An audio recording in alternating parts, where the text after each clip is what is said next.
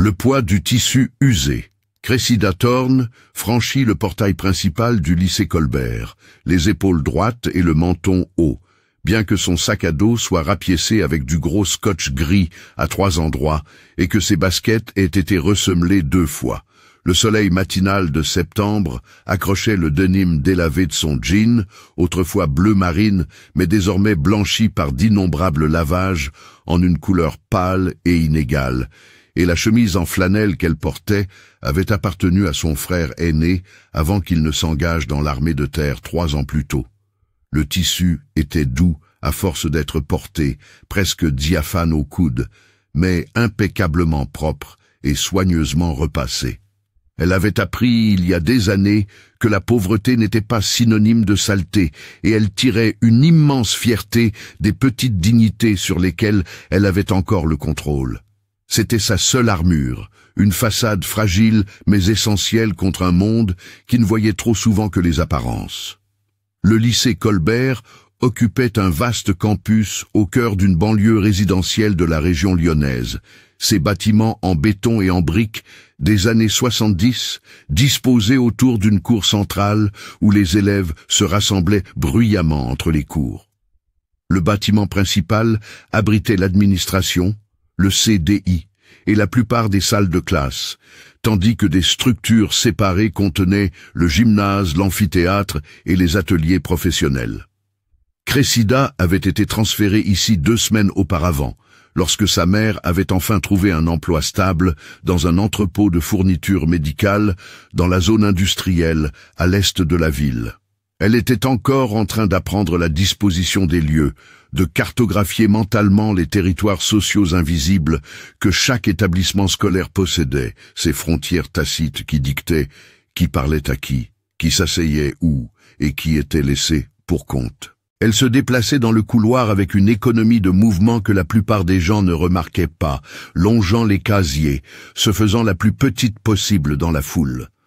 D'autres élèves passaient en groupe, leurs voix rebondissant sur le carrelage industriel et les casiers métalliques dans un vacarme assourdissant. Elle captait des fragments de conversation sur les soirées du week-end, les sélections pour l'équipe de foot, les derniers couples qui s'étaient formés. Et elle ressentait la distance familière que la pauvreté créait, ce mur invisible entre son monde et le leur. Leurs vêtements avaient les plis nets du neuf. Leurs téléphones étaient les derniers modèles.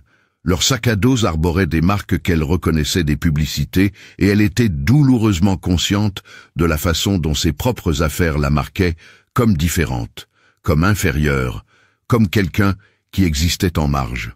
Son premier cours était Histoire Géo en salle 214, et elle trouva une place dans le coin au fond, la position qu'elle choisissait toujours, d'où elle pouvait voir tout le monde sans que personne ne lui prête vraiment attention. Le professeur, M. Dubois, était un homme corpulent d'une 50aine d'années qui passa les 15 premières minutes à faire l'appel et à expliquer le programme de l'année. Pendant ce temps, Cressida recopiait les dates importantes dans son cahier, le même cahier à spirale qu'elle utilisait depuis l'année dernière. Sa couverture décorée de gribouillage et renforcée avec du ruban adhésif transparent, là où le carton avait commencé à se déchirer. C'est à la cantine, pendant le déjeuner de cette première semaine, qu'elle attira pour la première fois le mauvais type d'attention. La cantine du lycée Colbert était un espace caverneux, avec de longues tables disposées en rangées, de hautes fenêtres le long d'un mur, laissant entrer une lumière crue de l'après-midi, et l'odeur constante de nourriture industrielle et de désinfectants. La file d'attente avançait lentement, et Cressida se tenait là avec son plateau, calculant si elle pouvait se permettre le plat chaud ou si elle devait s'en tenir aux options du repas à tarif réduit, quand elle sentit quelqu'un la bousculer plus fort que nécessaire. « Fais gaffe !» lança une voix, alors que Cressida était parfaitement immobile. Elle leva les yeux pour voir une grande fille aux cheveux blonds parfaitement lissés et au visage qui aurait pu être joli sans la froideur calculatrice de son regard. La fille portait un jean de marque et un pull qui coûtait probablement plus cher que toute la garde-robe de Cressida, et elle la regardait comme on regarderait quelque chose de collé sous sa chaussure. « Désolée » dit automatiquement Cressida, bien qu'elle n'eût rien à se reprocher. Tu peux l'être, répondit la blonde, et ses amis rirent, un son semblable à du verre brisé. Cressida paya son déjeuner, porta son plateau à une table vide près des fenêtres et mangea en silence tout en observant les hiérarchies sociales se jouer autour d'elle. La fille blonde était assise à une table centrale, entourée d'une cour de disciples, et Cressida apprit par des conversations surprises qu'elle s'appelait Alix Fournier, que son père était une sorte de promoteur immobilier qui possédait la moitié des propriétés commerciales de la ville, et qu'elle régnait sur la scène sociale du lycée Colbert avec une main de fer gantée de marques de luxe. Le premier commentaire direct arriva 3 jours plus tard. Cressida était à son casier avant le 3e cours, échangeant ses livres du matin contre ceux de l'après-midi, quand Alix et 2 de ses amis se matérialisèrent à côté d'elle comme un front orageux. « Oh mon Dieu !» dit Alix, sa voix assez forte pour porter dans tout le couloir. « Elle date de quelle décennie, cette chemise ?» Cressida sentit une bouffée de chaleur lui monter au cou, mais elle garda un visage neutre, continuant à ranger ses livres dans son sac à dos d'un geste assuré. Elle avait entendu pire. Elle avait survécu à pire. « Je crois que ma grand-mère avait exactement la même, » dit l'une des amies d'Alix, une fille aux cheveux foncés et trop maquillée. « Genre sur sa photo de classe au lycée. »« Le vintage est très à la mode en ce moment. » ajouta la 3e, mais son ton indiquait clairement qu'elle pensait le contraire. Cressida ferma son casier, mit son sac sur son épaule et s'éloigna sans répondre. Derrière elle, elle entendit leur rire, clair et cruel, et elle sentit le poids familier de l'humiliation s'installer sur ses épaules comme un lourd manteau.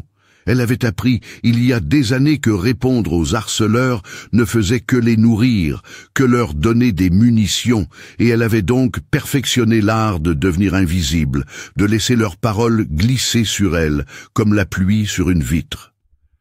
Mais l'invisibilité ne fonctionnait pas au lycée Colbert. Les commentaires continuèrent. De petites piques tout au long de cette première semaine.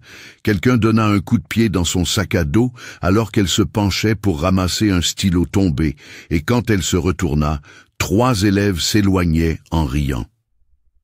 Aux toilettes, elle entendit des filles qu'elle ne connaissait pas parler de la pauvre fille avec ses vêtements d'Emmaüs, et de comment quelqu'un devrait lancer une collecte de fonds. À la cantine, Alix et ses amis firent tout un spectacle de changer de table, lorsque Cressida s'asseyait près d'elle, annonçant bruyamment qu'elles avaient besoin de plus d'espace et ne voulaient rien attraper. Cressida absorbait tout cela avec un visage calme et les poings serrés. Le soir, dans le petit appartement qu'elle partageait avec sa mère, elle faisait ses devoirs à la table de la cuisine et essayait de ne pas penser à quel point la vie serait plus facile si seulement elles avaient de l'argent, si son père n'était pas mort dans un accident d'entraînement quand elle avait 13 ans, si les indemnités de l'armée couvraient plus de dépenses, si sa mère n'avait pas à enchaîner les gardes juste pour qu'elles aient un toit et de quoi manger. Ce qu'aucun d'entre eux ne savait, ce que Cressida cachait derrière ses vêtements de seconde main et son attitude discrète, c'est que son père avait été un sergent décoré de l'infanterie de marine, qu'il avait passé son enfance à lui apprendre à se battre, avec une discipline et une précision qui transformèrent son corps en quelque chose de plus qu'il n'y paraissait. Depuis l'âge de 8 ans, elle s'était entraînée avec lui dans le garage transformé en salle de sport derrière leur ancienne maison, apprenant le Muay Thai de ses années passées en Thaïlande, la boxe de son propre père qui avait été champion de France amateur, apprenant que sa petite taille et sa silhouette élancée étaient des avantages si elle savait comment les utiliser. Vitesse, précision, timing, efficacité. Son père avait ancré ces principes dans sa mémoire musculaire, jusqu'à ce qu'ils deviennent aussi naturels que la respiration. Elle lui avait promis, dans la chambre d'hôpital où il était mort, des suites de blessures subies lors du renversement d'un véhicule de transport pendant un exercice, qu'elle n'utiliserait jamais ses compétences pour blesser les gens. Il avait serré sa main avec le peu de force qui lui restait et lui avait fait jurer qu'elle ne se battrait que pour se protéger ou protéger les autres, qu'elle ne deviendrait jamais le genre de personne qui utilise la violence comme première option, qu'elle serait meilleure que ça, meilleure que le monde qui le lui avait enlevé. Elle avait promis à travers ses larmes, et elle avait tenu cette promesse même quand la tenir ressemblait à une mort intérieure. Alors elle absorbait la cruauté d'Alix et la méchanceté désinvolte de ses disciples, et elle se disait que les mots ne pouvaient pas la blesser si elle ne les laissait pas faire, même si c'était un mensonge qu'elle se racontait depuis des années. Les mots blessaient, la pauvreté blessait, être différente blessait. Mais se battre blesserait encore plus, briserait sa promesse à son père, la transformerait en quelque chose qu'elle ne voulait pas être. La deuxième semaine de cours commença avec une escalade de la campagne d'Alix. Le lundi matin, Cressida découvrit que son casier avait été vandalisé avec un dessin grossier et les mots « La fille d'Emmaüs » écrits au marqueur permanent. Elle passa sa pause déjeuner aux toilettes, frottant le marqueur avec des serviettes en papier et du savon, jusqu'à ce que ses doigts soient à vif et que la majeure partie de l'encre soit partie, ne laissant qu'un léger fantôme des mots qu'elle devrait voir tous les jours. Un agent d'entretien la trouva là et l'aida à finir le travail sans poser de questions. Cressida le remercia et se rendit à son cours suivant, les yeux secs et le visage impassible. Le mercredi, quelqu'un lui fit un croche-pied dans le couloir, devant le gymnase. Elle tomba lourdement. Son sac à dos vola, ses livres s'éparpillèrent sur le sol, et elle entendit des rires alors qu'elle se relevait avec les paumes éraflées. Quand elle leva les yeux, Alix était là, son téléphone à la main, en train de filmer, et Cressida sentit quelque chose de froid et de dur s'installer dans sa poitrine. Elle rassembla ses livres en silence, tandis que d'autres élèves la contournaient. Une seule personne s'arrêta pour l'aider, un garçon de son cours de français, dont elle ne connaissait pas le nom, qui ramassa son manuel d'histoire et le lui tendit avec un regard désolé. « Merci », dit Cressida à voix basse. « C'était vraiment dégueulasse », dit-il. Puis il s'éloigna, et Cressida sut qu'il ne l'aiderait plus, qu'il ne risquerait pas de devenir une cible à son tour. Le vendredi de la deuxième semaine, une vidéo de sa chute avait circulé sur les réseaux sociaux du lycée, accompagnée de commentaires moqueurs et d'émojis rieurs. Cressida n'avait pas de smartphone, ne pouvait pas se permettre le forfait, mais elle en entendit parler par les chuchotements qui la suivaient dans les couloirs, et le vit dans la façon dont les gens la regardaient, leurs yeux se détournant lorsqu'elle croisait leurs regards. Elle existait dans une bulle d'isolement, entourée de centaines d'élèves, mais totalement seule, et la solitude était presque pire que le harcèlement lui-même. Ce week-end-là, Cressida s'assit dans l'appartement qu'elle partageait avec sa mère et fixa son reflet dans le miroir de la salle de bain. Son visage la regardait en retour, aux traits fins et pâles, avec des cernes sombres sous ses yeux gris dus au manque de sommeil et à l'excès de stress. Elle pensa à son père, aux promesses qu'elle avait faites, à la question de savoir si l'honneur avait de l'importance quand on se noyait dans l'humiliation. Elle pensa à son retour au lycée Colbert le lundi et à la perspective d'une autre semaine de cruauté, de 5 jours de plus à être une cible, et elle sentit ses mains se crisper en poing sans le vouloir, la mémoire musculaire prenant le dessus, son corps se souvenant des innombrables heures d'entraînement alors même que son esprit essayait de le réprimer. Elle força ses mains à s'ouvrir, se força à respirer et fit le choix d'endurer. La violence était facile, la retenue était difficile. Elle choisirait le chemin difficile parce que son père lui avait appris que la vraie force ne consistait pas à blesser les gens, mais à choisir de ne pas les blesser, même quand on le pouvait. Le lundi matin de la 3e semaine apporta une pluie froide qui tambourinait contre les fenêtres de l'appartement et rendait le monde gris. Cressida s'habilla avec sa rotation habituelle de vêtements usés, maintenant élargie par 2 articles de la friperie où sa mère l'avait emmenée le week-end. Un petit cadeau qui avait serré la gorge de Cressida d'une émotion qu'elle ne pouvait exprimer. Les articles, neufs pour elle, étaient encore manifestement de seconde main. un jean seulement légèrement délavé et un pull avec un petit accroc près de l'ourlet. Mais ils étaient propres et entiers et représentaient un sacrifice que sa mère avait fait sur son salaire déjà serré. Elle porta le nouveau jean à l'école et ressentit quelque chose comme de l'espoir, petit et fragile, que peut-être les vêtements frais feraient une différence, la rendraient moins une cible. Cet espoir mourut avant le premier cours, quand Alix la repéra dans le couloir principal. « Nouvelle tenue !» dit Alix, sa voix dégoulinante d'une fausse douceur. « Toujours en train de faire les soldes, à ce que je vois. » Ses disciples rirent sur commande, et Cressida continua de marcher, gardant les yeux droits devant, continuant de respirer. « Je suis sérieuse, c'est vraiment triste !» continua Alix, élevant la voix pour être entendue. « Genre, elle ne sait pas qu'on a des programmes pour les gens comme elle, des collectes de charité. Je suis presque sûre que ma paroisse fait un truc de don de vêtements. » Plus de rire, plus aigu maintenant, et Cressida sentit sa mâchoire se crisper, sentit ses mains vouloir se fermer en poing, sentit son corps vouloir se retourner et leur faire face avec toutes les compétences que son père lui avait enseignées. Elle l'imagina avec une clarté saisissante. Le pivot sur son pied arrière, le mouvement explosif vers l'avant, le direct au plexus solaire d'Alix qui la ferait tomber à bout de souffle, le balayage qui lui faucherait les genoux si elle restait debout. 3 secondes, peut-être 4, et Alix serait au sol, comprenant pour la première fois ce qu'était le vrai pouvoir. Au lieu de ça, Cressida se rendit à son cours d'histoire géo, prit sa place dans le coin au fond et copia les notes que M. Dubois écrivait au tableau.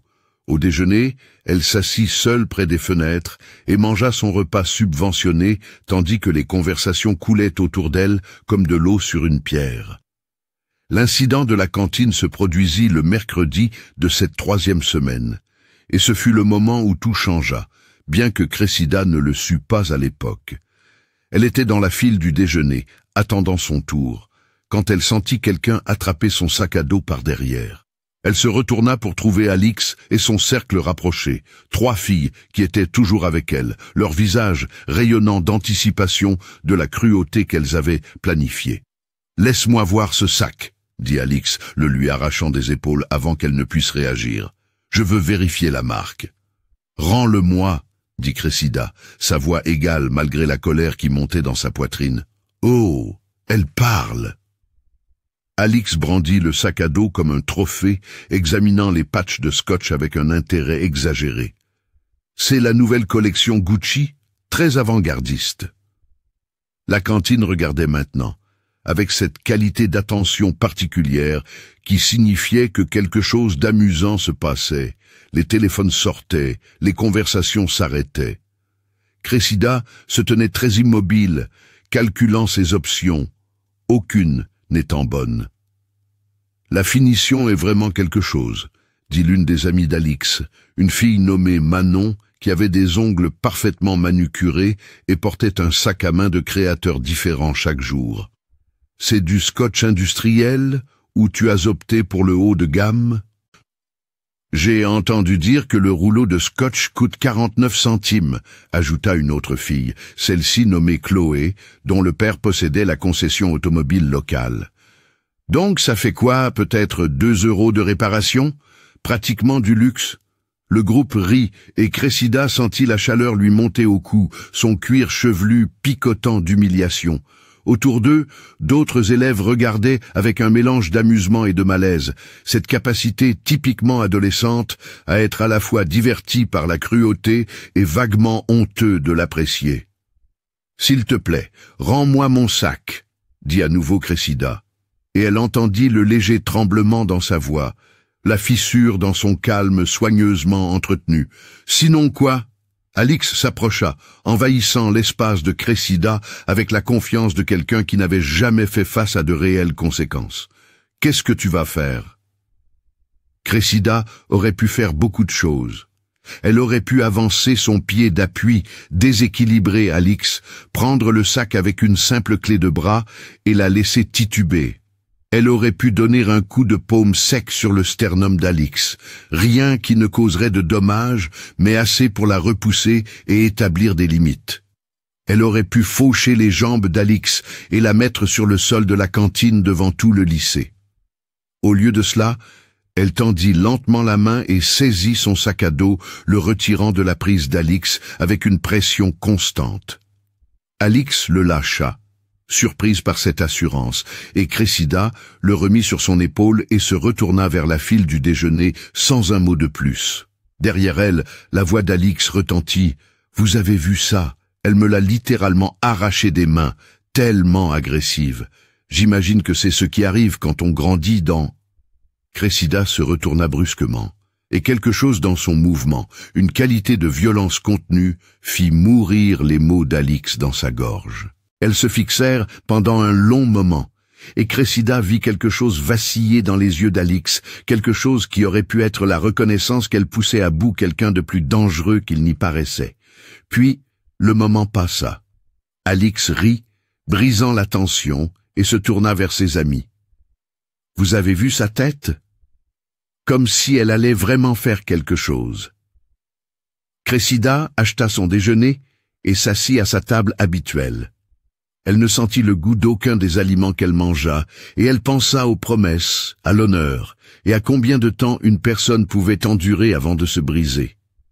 Ce soir-là, la mère de Cressida la trouva assise sur l'escalier de secours devant la fenêtre de leur appartement, contemplant les lumières de la ville qui s'étalaient en dessous d'eux comme un circuit imprimé.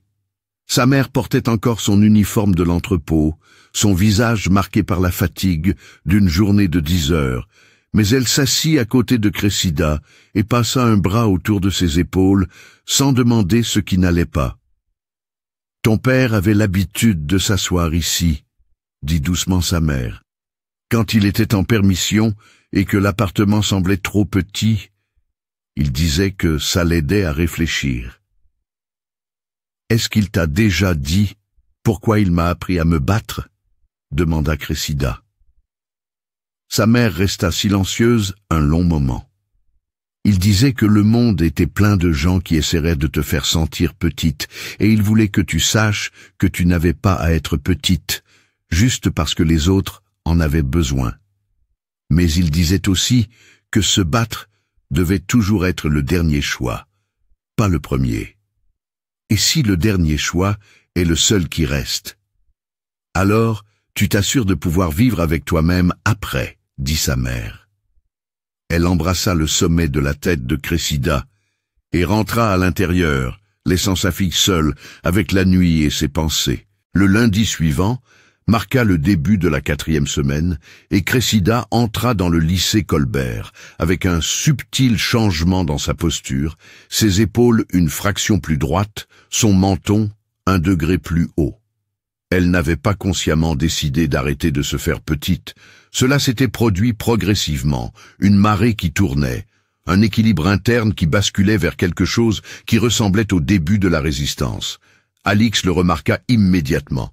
Les prédateurs remarquent toujours quand la proie arrête de fuir. « Regardez qui marche la tête haute aujourd'hui », dit Alix alors que Cressida la croisait dans le couloir principal. « Tu as braqué une banque ce week-end ? Acheté un peu de confiance en toi ?» Cressida soutint son regard un instant de plus qu'auparavant, puis continua vers son casier sans répondre. C'était une petite chose, un contact visuel maintenu pendant 3 secondes, au lieu d'une, mais cela fut enregistré comme un défi dans le calcul social complexe de la hiérarchie lycéenne. À l'heure du déjeuner, Alix avait rassemblé ses disciples pour une autre démonstration publique. Cressida traversait la cantine avec son plateau quand Manon tendit le pied dans un mouvement exagéré, rendant son intention évidente. Cressida le vit venir à 3 pas de distance, vit le sourire malicieux sur le visage de Manon, vit les téléphones déjà sortis et en train d'enregistrer. Elle ajusta sa trajectoire de quelques centimètres, contourna le pied tendu sans ralentir et continua jusqu'à sa table. Derrière elle, elle entendit des rires déçus et la voix d'Alix. Elle a vu ça venir à des kilomètres. Qu'est-ce qu'elle a, des yeux dans le dos ? Peut-être qu'elle a l'habitude que les gens essaient de la faire tomber, dit Chloé, et la cruauté désinvolte de cette observation. La reconnaissance qu'elle la tourmentait depuis des semaines fit cristalliser quelque chose de froid et de dur dans la poitrine de Cressida. Elle mangea son déjeuner en silence et passa le reste de la journée consciente de chaque personne, dans sa vision périphérique, suivant les mouvements et les intentions comme son père le lui avait appris, comme les soldats se déplacent en territoire hostile. Elle en avait fini d'être surprise, elle en avait fini d'être une cible facile. Cette semaine-là vit une escalade subtile dans la guerre psychologique. Alix et ses amis commencèrent à suivre Cressida à distance, pas assez près pour être qualifiée de harcèlement, mais assez présente pour être intimidante, leur rire flottant derrière elle dans les couloirs comme une provocation. Elles chuchotaient entre elles quand elles passaient, toujours assez fort pour qu'elle entende des fragments, tellement pathétiques, elle ne possède rien de décent. Je changerais de lycée si je ressemblais à ça. Le jeudi, Cressida trouva une note scotchée sur son casier. Emmaüs a appelé. Ils veulent récupérer leurs dons. Elle la froissa sans expression et la jeta à la poubelle, consciente qu'Alix l'observait du bout du couloir, attendant une réaction que Cressida refusait de donner. Vendredi apporta un nouveau développement. Cressida était au CDI pendant son heure de permanence, travaillant sur une dissertation de français, quand quelqu'un s'assit en face d'elle à la table de travail. Elle leva les yeux pour découvrir un garçon qu'elle reconnaissait de son cours de littérature anglaise, grand et mince, avec des cheveux châtains qui lui tombaient dans les yeux et un sourire facile qui semblait sincère. « Salut », dit-il, gardant sa voix basse par respect pour les règles du CDI. « Tu es Cressida, c'est ça?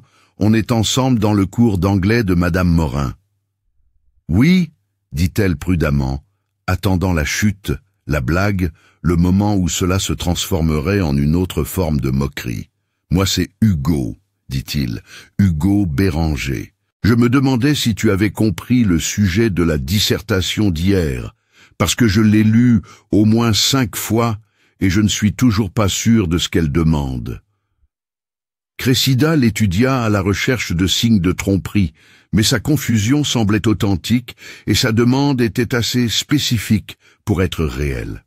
Elle veut qu'on analyse le symbolisme dans les 3 premiers chapitres, en particulier comment Fitzgerald utilise la couleur pour représenter les thèmes. « Oh !» dit Hugo, et son visage s'éclaira de compréhension. « Ça a du sens, en fait. Je me compliquais la vie. » Ils passèrent les 20 minutes suivantes à discuter de Gatsby le Magnifique, et Hugo se révéla être intelligent et drôle, avec des aperçus authentiques sur le texte qui la surprirent. Il l'avait déjà lu dans un autre lycée et avait des opinions sur le personnage de Gatsby que Cressida se retrouva à débattre, défendant sa propre interprétation avec un enthousiasme qu'elle avait oublié pouvoir ressentir dans cet endroit. Quand la sonnerie retentit, signalant la fin de l'heure, Hugo rassembla ses livres et lui sourit. « Merci pour l'aide. On pourrait peut-être se mettre en binôme pour le prochain projet. »« Peut-être, » dit Cressida, évasive, attendant toujours que le piège se referme. Mais Hugo hocha simplement la tête et se dirigea vers son prochain cours. Et Cressida rangea ses propres affaires avec une étrange légèreté dans la poitrine, un sentiment qui aurait pu être de l'espoir, ou le sentiment encore plus dangereux de connexion. Elle revit Hugo le lundi, et il lui fit un signe de la main dans le couloir entre les cours. Un salut décontracté qui la désignait comme quelqu'un digne d'être reconnu.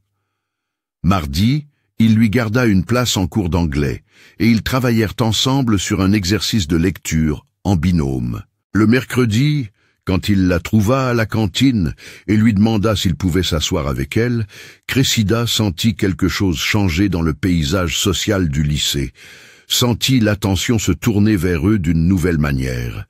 Alix le remarqua aussi. « Hugo Béranger ?» dit Manon pendant le déjeuner du jeudi, sa voix calibrée pour traverser la cantine. « Qu'est-ce qu'il fait assis avec la fille d'Emmaüs ?»« Peut-être qu'il a un fétichisme de la charité, » dit Chloé. « Genre, Ça l'excite d'aider les moins fortunés.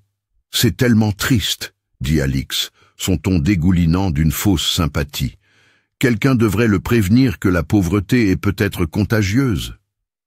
Hugo se tendit à côté de Cressida, sa mâchoire se crispant, mais elle lui toucha légèrement le bras. « Ça n'en vaut pas la peine, » dit-elle doucement. « C'est des conneries, » dit Hugo, sa voix basse et en colère. « Elles ne peuvent pas juste... »« Si, elles peuvent, » l'interrompit Cressida. « Et elles le feront. Répondre ne fait qu'empirer les choses. » Mais Hugo était le fils d'un syndicaliste et d'une avocate des droits civiques, et il avait été élevé pour se dresser contre l'injustice sous toutes ses formes. Il se tourna sur sa chaise pour faire face à la table d'Alix. « Vous savez que tout le monde peut vous entendre, n'est-ce pas? Et que vous passez pour des connasses. » La cantine devint silencieuse, ce silence soudain qui signifiait que tout le monde écoutait. Le visage d'Alix s'empourpra, la colère et l'embarras se livrent en bataille dans son expression. « Pardon ?» dit-elle en se levant. « Qu'est-ce que tu viens de me dire ?»« J'ai dit que vous passiez pour des connasses, » répéta Hugo, plus fort maintenant. « Harceler quelqu'un à cause de ses vêtements? C'est pathétique. Ton père possède peut-être la moitié de la ville, mais ça ne te donne pas le droit de traiter les gens comme des ordures. » Cressida sentit la panique monter dans sa poitrine. C'était exactement ce qu'elle avait essayé d'éviter, exactement le genre d'attention qui allait tout empirer. « Hugo, non, » dit-elle avec urgence. Mais il était trop tard. Alix se dirigeait vers leur table, ses amis la suivant comme une meute de loups, et Cressida sentit le calcul familier se faire dans son esprit sans sa permission, cartographiant les distances et les angles, identifiant les menaces et planifiant les réponses. « Tu n'as aucune idée de à qui tu parles, » dit Alix en arrivant à leur table. Elle se tenait au-dessus d'eux, utilisant son avantage de taille, sa voix vibrant de rage. « Mon père a financé le nouveau complexe sportif.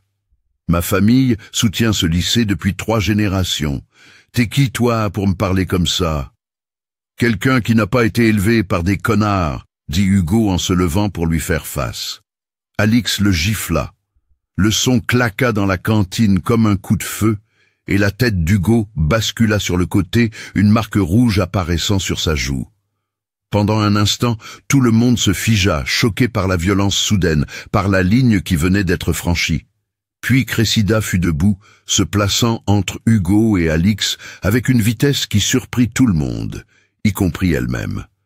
Elle ne toucha pas Alix, ne leva même pas les mains, mais quelque chose dans sa posture, une qualité de préparation absolue, fit reculer Alix d'un pas. « Ne le touche pas, » dit Cressida, sa voix calme mais portant dans le silence soudain.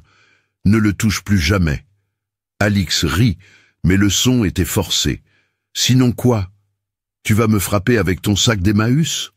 Va-t'en, » dit Cressida, et il y avait quelque chose dans sa voix maintenant, un tranchant d'acier qui fit vaciller le sourire d'Alix. « Ce n'est pas fini, » dit Alix, mais elle reculait, ses amis se regroupant autour d'elle, et elles se retirèrent à leur table, tandis que la cantine éclatait en conversations chuchotées. Un professeur apparut, monsieur. Tran du département de mathématiques, demandant ce qui s'était passé. Plusieurs élèves confirmèrent qu'Alix avait frappé Hugo, et Alix fut escortée au bureau du proviseur, tandis que Cressida et Hugo devaient rester disponibles pour témoigner. La joue d'Hugo était toujours rouge, et quand Cressida la toucha doucement, vérifiant les dégâts, il attrapa sa main et la serra. « Merci, » dit-il. « Ne me remercie pas, » dit Cressida. « Tu viens de faire de toi une cible. » « J'étais déjà une cible dès que je me suis assis avec toi, » dit Hugo. « Et ça me va. » Ils firent leur déposition à la proviseure adjointe, une femme nommée Madame Delgado, qui semblait sincèrement perturbée par ce qui s'était passé. Alix fut renvoyée pour 2 jours, une tape sur les doigts, dont tout le monde savait que son père ferait appel, et on dit à Hugo d'aller à l'infirmerie, même s'il insistait qu'il allait bien. Cet après-midi-là, la mère de Cressida reçut un appel du lycée. Quand Cressida rentra à la maison, sa mère l'attendait avec 2 tasses de thé et une expression inquiète. Raconte-moi ce qui s'est passé, dit sa mère. Cressida lui raconta tout, depuis le début, toutes les semaines de harcèlement qu'elle avait caché, toute l'humiliation qu'elle avait endurée, toute la cruauté qu'elle avait absorbée.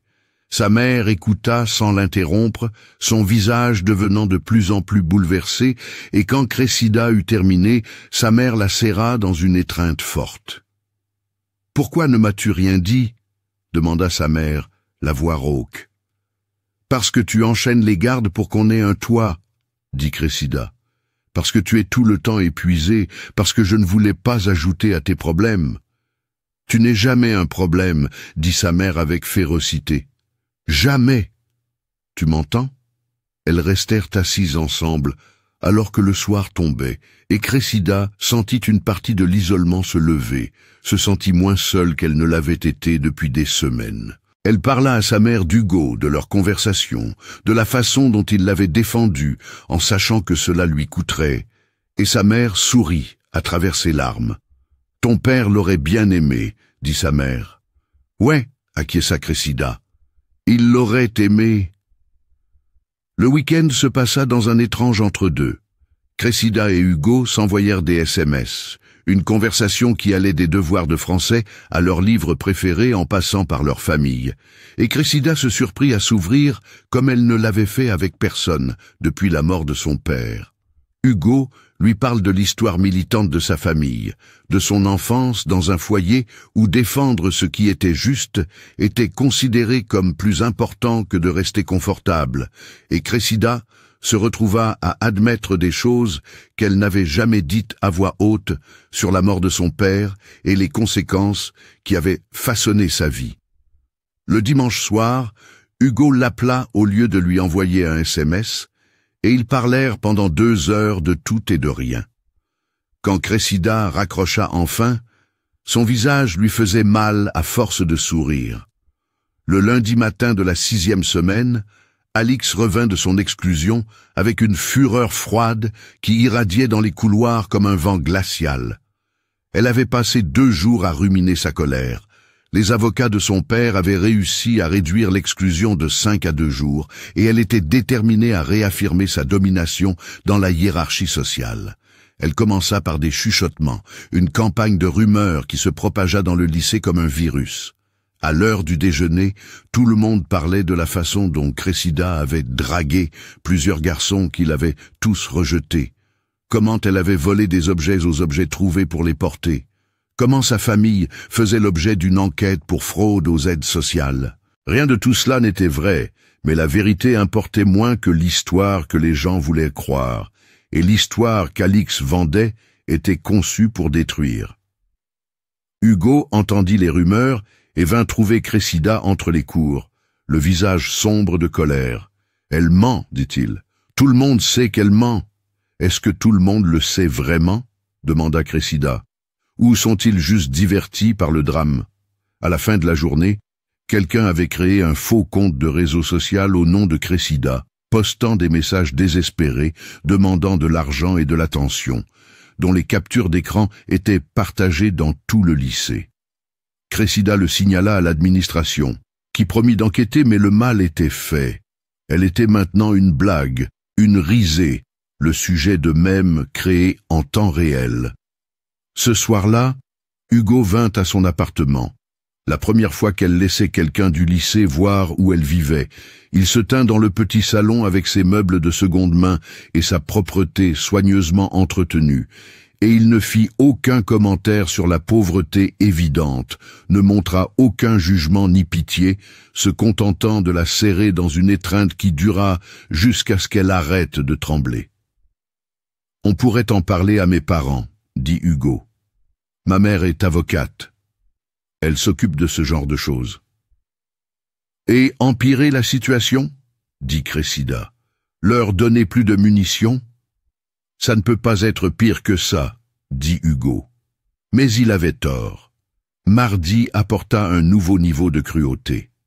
Alix avait recruté plus de disciples, d'autres élèves qui voulaient être du côté gagnant du conflit, et ils commencèrent à suivre Cressida dans les couloirs en groupe, imitant sa démarche, riant chaque fois qu'elle parlait en classe, faisant des bruits de baisers quand Hugo était à proximité. Les professeurs voyaient, mais ne faisaient rien, soit peu disposés à intervenir, soit effrayés par l'influence du père d'Alix sur le conseil d'administration du lycée. À la cantine, quelqu'un fit un croche-pied à Cressida alors qu'elle portait son plateau, en voyant la nourriture s'étaler sur le sol. Elle heurta le sol durement, ses paumes raclant le carrelage, et des rires éclatèrent autour d'elle. Hugo l'aida à se relever tandis que la voix d'Alix portait à travers l'espace. « Oups! Quelqu'un devrait lui apprendre à marcher. Ah non, c'est vrai, on n'a pas les moyens de lui payer des cours particuliers pour ça. » Cressida nettoya le désordre avec des serviettes en papier qu'un employé de cantine compatissant lui fournit, et elle refusa de regarder qui que ce soit, refusa de reconnaître les téléphones qui enregistraient de son humiliation, refusa de leur donner la satisfaction de la voir pleurer. Mais à l'intérieur, quelque chose se brisait, un noyau de retenue qui l'avait maintenue entière, et elle le sentit se fracturer sous l'assaut soutenu. Cette nuit-là, pour la première fois depuis la mort de son père, Cressida se rendit à la salle de sport municipale où il avait l'habitude de s'entraîner. Elle paya les 5 € d'entrée avec son argent de poche et passa 2 heures à frapper le sac lourd avec une précision et une puissance qui firent s'arrêter et regarder les autres membres de la salle. Elle enchaîna les combinaisons que son père lui avait apprises, des mouvements si profondément ancrés qu'ils étaient automatiques, et à chaque coup, elle sentait une partie de la colère et de la frustration s'échapper d'elle. Un vieil homme qui bandait ses mains à proximité s'approcha d'elle quand elle s'arrêta enfin, respirant fort, ses jointures rouges mais non abîmées grâce aux bandes qu'elle avait soigneusement enroulées. « Qui t'a appris à frapper comme ça ?» demanda-t-il. « Mon père, » dit Cressida. « Il est mort maintenant. » Le vieil homme hocha lentement la tête. « Fusilier marin, comment avez-vous su? Le jeu de jambes, l'équilibre, c'est un entraînement militaire, pas civil. Mon fils était dans l'armée de terre. Je l'ai perdu en Afghanistan. » Il lui tendit une main noueuse. « Je m'appelle Frank. Je m'occupe du programme de boxe ici le week-end, si jamais tu veux travailler avec quelqu'un. »« Je ne peux pas me payer un entraînement, » dit Cressida honnêtement. « Qui a parlé de paiement ?» dit Frank. « Ton père t'a donné quelque chose de précieux. Ce serait dommage de le laisser rouiller. » Cressida lui serra la main, et quelque chose passa entre eux, une compréhension née d'une perte partagée et d'une connaissance commune de la façon dont la violence pouvait être à la fois nécessaire et tragique. Mercredi marqua un tournant. Cressida entra à l'école les épaules en arrière et la tête haute, et quand Alix commença à s'approcher d'elle dans le couloir principal, quelque chose dans les yeux de Cressida la fit hésiter. C'était une petite chose, à peine perceptible, mais Alix le sentit comme un changement de pression atmosphérique avant une tempête. En cours d'anglais, Madame Morin donna un projet de groupe, et Cressida se retrouva en partenariat avec Hugo et 2 autres élèves, un garçon calme nommé Marcus et une fille nommée Zoé, qui avait été amicale d'une manière prudente. Ils se rassemblèrent à une table du CDI pour planifier, et Cressida sentit la nouveauté de faire partie de quelque chose de collaboratif, quelque chose qui approchait de la normalité. « Ton analyse du symbolisme des couleurs était vraiment bonne, » dit Zoé, alors qu'ils se répartissaient les tâches. « Je n'aurais pas pensé que la lumière verte représentait tout ça. »« Merci, » dit Cressida, surprise par le compliment sincère. Ils travaillèrent ensemble pendant toute l'heure, et Cressida se surprit à se détendre légèrement, à baisser sa garde par degrés. Hugo était assis assez près pour que leurs épaules se touchent. Un réconfort et une déclaration, et quand Marcus fit une blague qui les fit tous rire, Cressida ressentit quelque chose qu'elle n'avait pas ressenti depuis des semaines. Peut-être qu'elle avait sa place ici, après tout. Le moment se brisa quand ils quittèrent le CDI. Alix attendait dans le couloir avec Manon et Chloé, et elles bloquèrent le passage avec une évidence délibérée. « Tiens, tiens, dit Alix, si ce n'est pas le gang d'Emmaüs, vous avez coordonné vos tenues à la friperie ? » « Bouge, dit Hugo, sa voix plate. « Fais-moi bouger !» dit Alix en s'approchant. Et c'est là que ça s'est produit. Manon, enhardi par la présence d'Alix, tendit la main et attrapa le sac à dos de Cressida, le lui arrachant de l'épaule assez fort pour la tirer en arrière. Le corps de Cressida réagit, avant que son esprit ne puisse suivre, un pur réflexe prenant le dessus, et elle exécuta une clé de bras parfaite qui redirigea la force de Manon et la laissa tituber contre les casiers avec un fracas métallique. Le couloir devint silencieux. Manon se tenait là, abasourdie, regardant ses propres mains comme si elle l'avait trahi. Les yeux d'Alix s'écarquillèrent. Et Cressida y vit de la reconnaissance, vit Alix comprendre pour la première fois qu'elle avait poussé à bout quelqu'un qui pouvait riposter. « Ne me touche pas », dit Cressida, sa voix absolument égale. « Ne touche pas à mes affaires. Ne touche pas à mes amis. C'est clair ?» Manon hocha la tête, l'air effrayé. Le visage d'Alix s'empourpra de colère et d'embarras, humilié devant des témoins.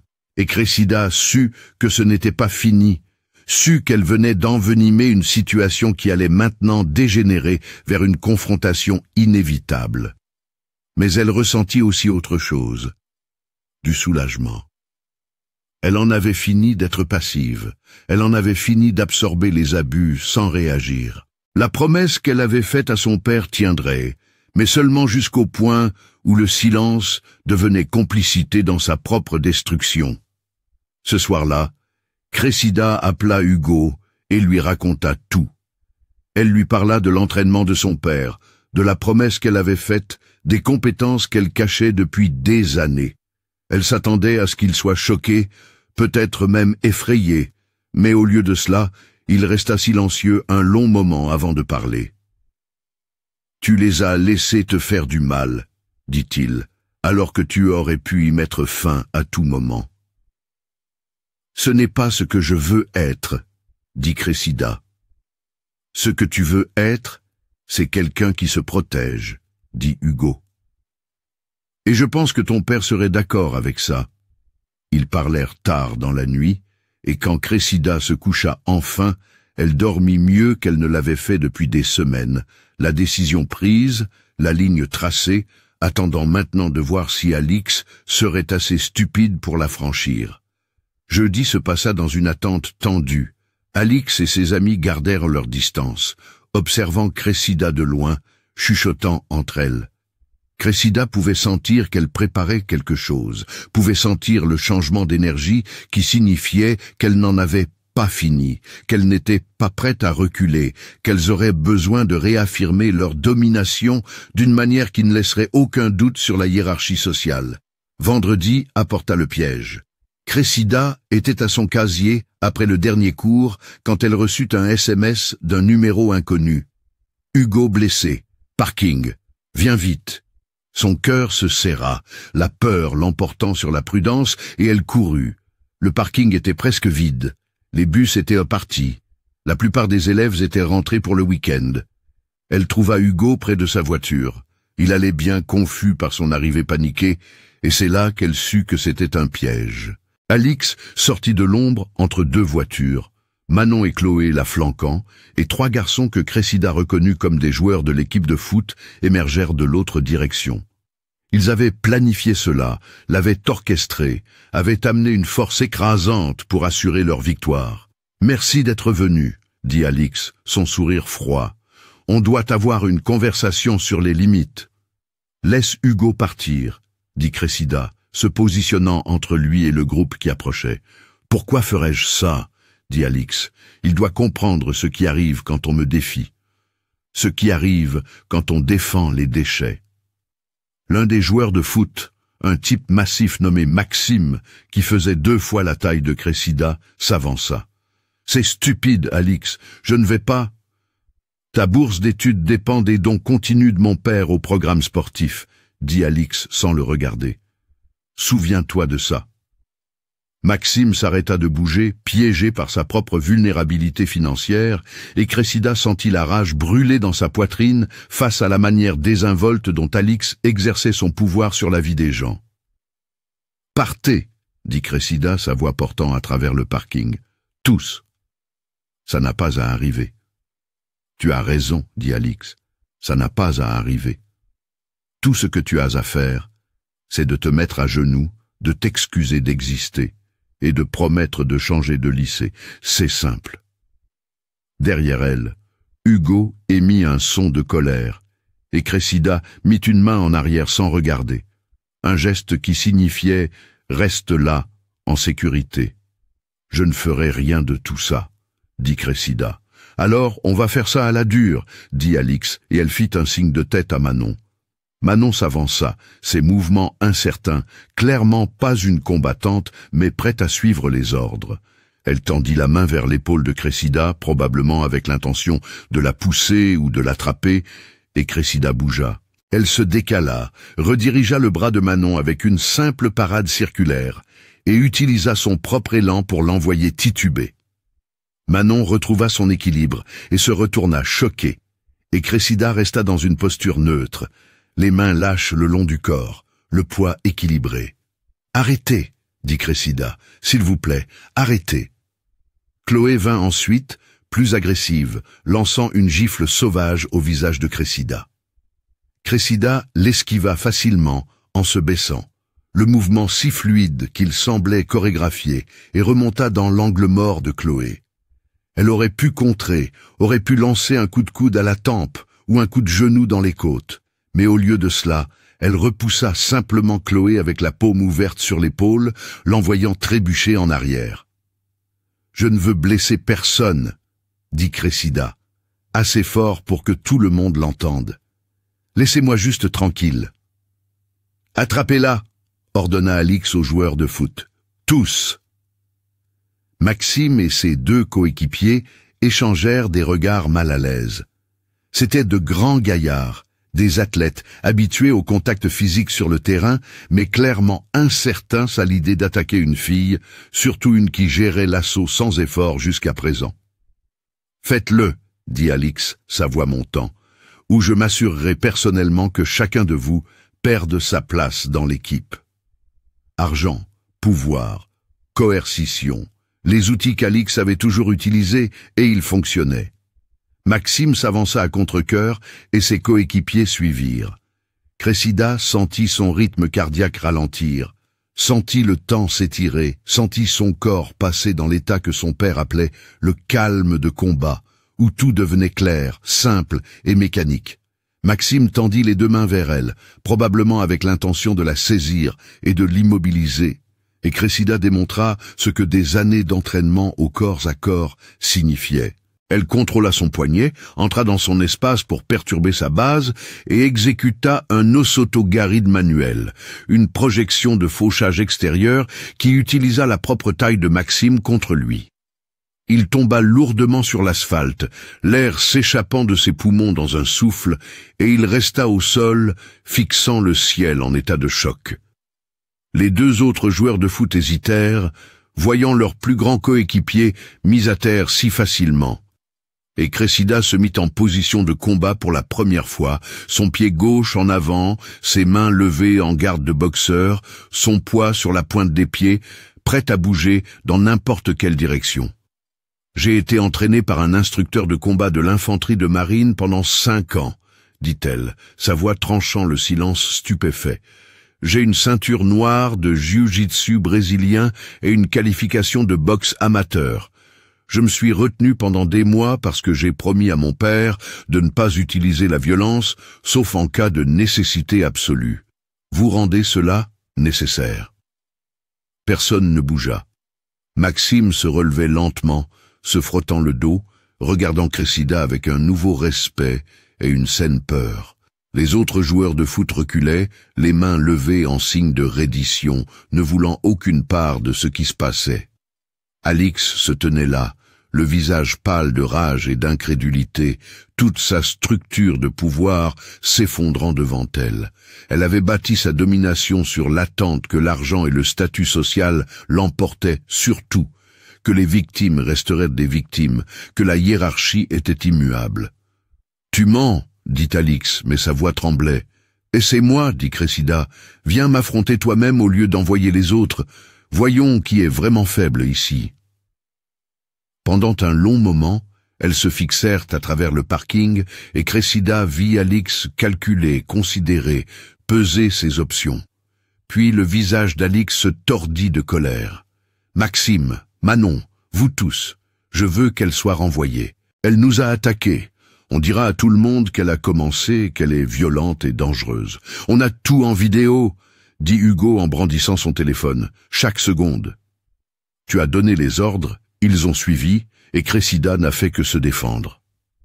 Le visage d'Alix devint blanc, puis rouge, passant par des émotions trop rapides pour être suivies.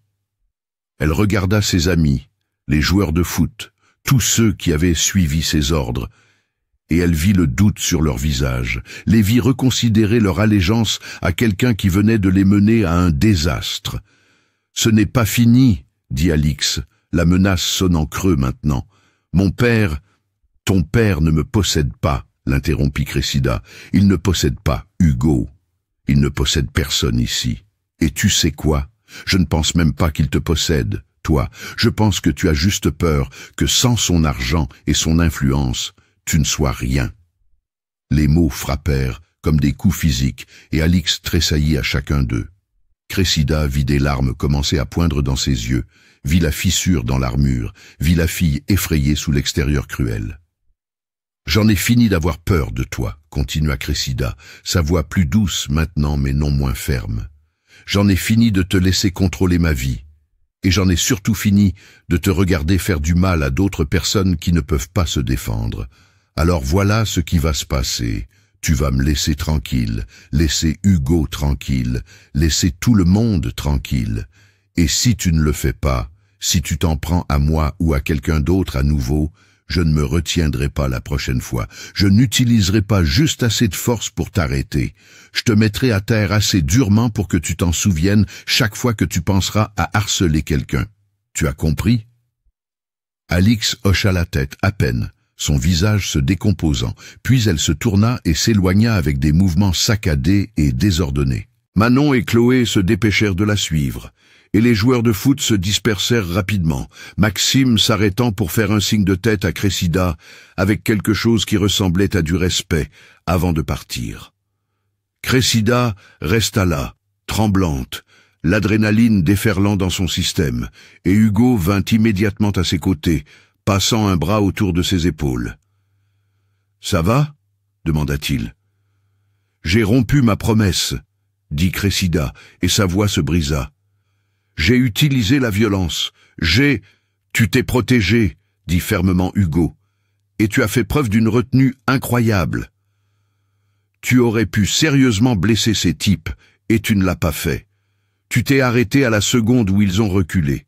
Ce n'est pas rompre une promesse, c'est l'honorer de la seule manière possible. » Ils allèrent ensemble au bureau du proviseur, et Hugo leur montra la vidéo.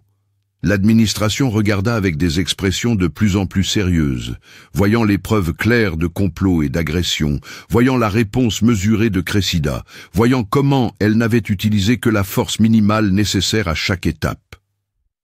Madame Delgado, la proviseure adjointe, regarda Cressida avec quelque chose qui ressemblait à du respect. « Vous avez un entraînement formel ?»« 5 ans, confirma Cressida. « Mon père m'a appris. » « Vous n'avez jamais signalé le harcèlement, » dit Madame Delgado. « Pourquoi ? Parce que je pensais que si j'étais assez invisible, assez silencieuse, assez inoffensive, ils perdraient leur intérêt, » dit Cressida. « J'avais tort. » L'école appela le père d'Alix, les parents des joueurs de foot, toutes les personnes impliquées. D'ici lundi, il y aurait des exclusions, des conseils de discipline et probablement des poursuites judiciaires étant donné l'argent en jeu. Mais Cressida savait que la bataille importante avait été gagnée. Elle avait tracé une ligne et l'avait défendue.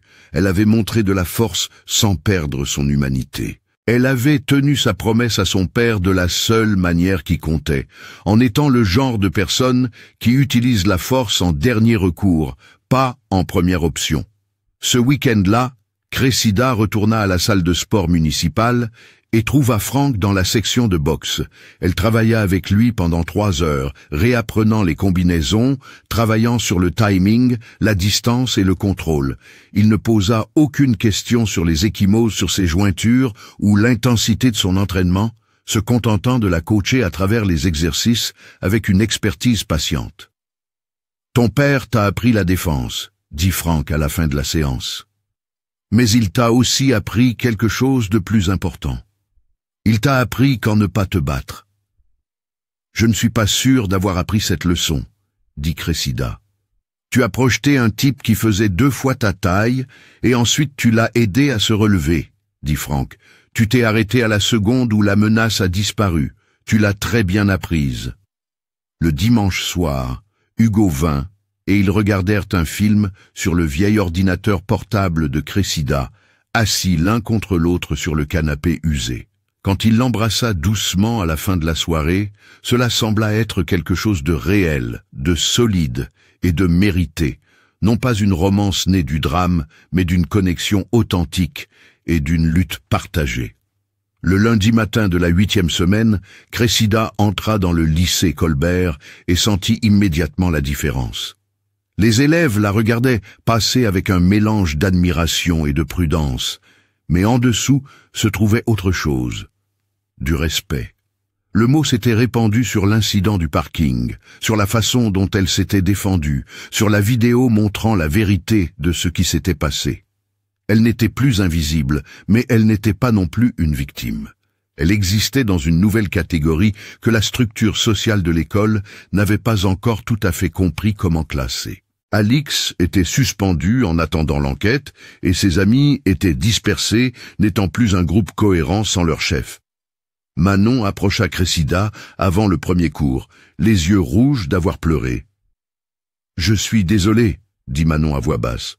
« Je n'aurais pas dû, je suis vraiment désolé. » Cressida l'étudia un instant, voyant un remords sincère, voyant quelqu'un qui avait fait de mauvais choix parce qu'elle avait peur de devenir une cible elle-même.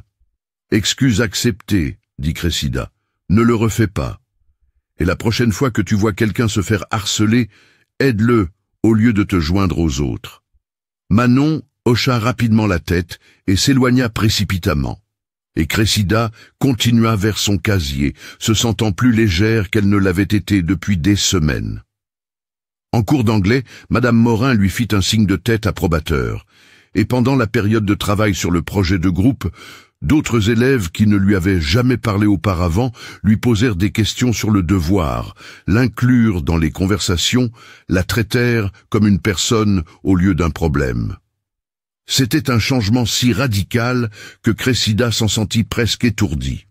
Au déjeuner, elle et Hugo s'assirent à leur table habituelle, mais cette fois, ils furent rejoints par Zoé et Marcus de leur groupe de projet, puis par 2 autres élèves que Cressida reconnaissait mais à qui elle n'avait jamais parlé, et soudain, elle avait une table de gens, un groupe, quelque chose qui approchait des amis. « C'est vrai que tu as projeté Maxime Donovan ?» demanda Zoé. « Genre, vraiment projeté ?»« Ça s'appelle Osotogari, » dit Cressida. « C'est une projection de judo. Et oui, c'est le truc le plus badass que j'ai jamais entendu, » dit Zoé avec admiration. Ils déjeunèrent ensemble et la conversation alla des ragots de l'école au projet pour le week-end. Et Cressida se surprit à rire sincèrement, pour la première fois depuis son transfert au lycée Colbert. Elle surprit Hugo en train de la regarder avec un doux sourire, et elle lui serra la main sous la table, reconnaissante de sa présence, reconnaissante de son amitié qui était devenue quelque chose de plus, reconnaissante qu'il ait été prêt à la voir quand elle était invisible pour tous les autres. Cet après-midi-là, Cressida fut convoquée dans le bureau de Madame Delgado. Elle y alla avec une certaine appréhension, ne sachant pas à quoi s'attendre, et trouva la proviseure adjointe assise avec une policière et une femme des services sociaux. « Détendez-vous, » dit immédiatement Madame Delgado en voyant la panique de Cressida. « Vous n'avez pas de problème. » Nous sommes ici parce que nous avons examiné la situation dans son ensemble, y compris les mois de harcèlement que vous avez subis avant l'incident de vendredi dernier. D'accord, dit Cressida prudemment. La policière, une femme d'âge mûr aux yeux bienveillants, se pencha en avant. Ce qui vous est arrivé est du harcèlement criminel. Les preuves vidéo et les témoignages le montrent clairement. Alix Fournier et ses associés feront face à des conséquences, y compris d'éventuelles poursuites pénales, en fonction de la décision de votre famille de porter plainte. Je ne veux pas porter plainte, dit immédiatement Cressida. Vous en êtes sûr? Demanda l'assistante sociale. Parce que ce qu'elles ont fait était terrible, oui, interrompit Cressida.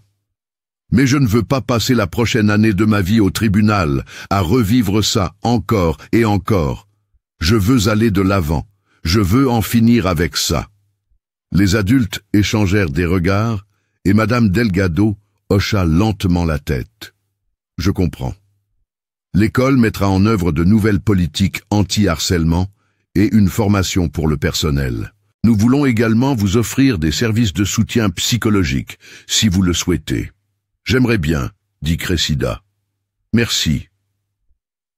La réunion se termina avec l'assurance que l'école surveillerait la situation de près, et Cressida partit avec le sentiment que peut-être, les adultes prêtaient attention, prenaient la responsabilité d'avoir créé un environnement où le harcèlement pouvait prospérer.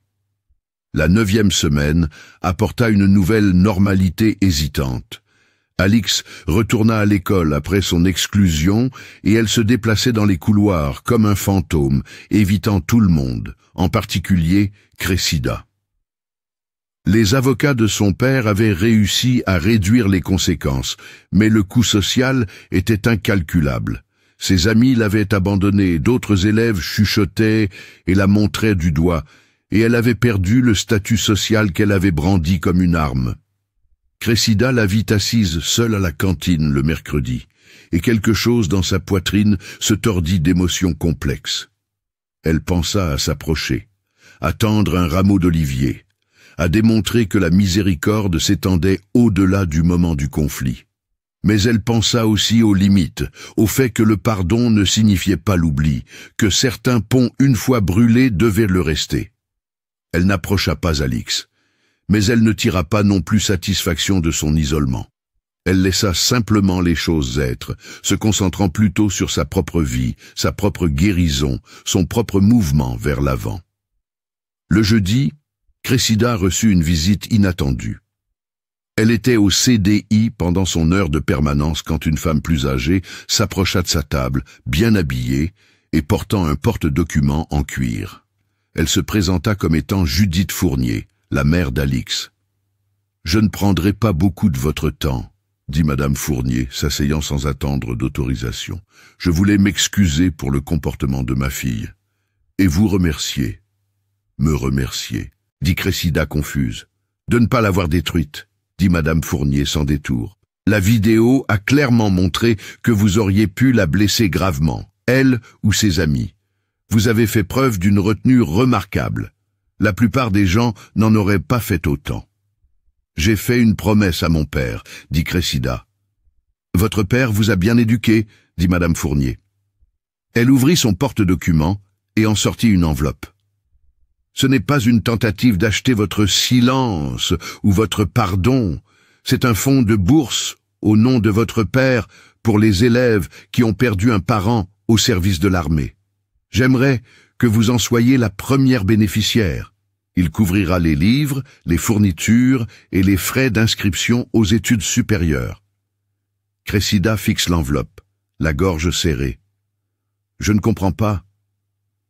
Ma fille est devenue une harceleuse parce que je l'ai laissée faire, dit Madame Fournier, sa voix lourde de regret.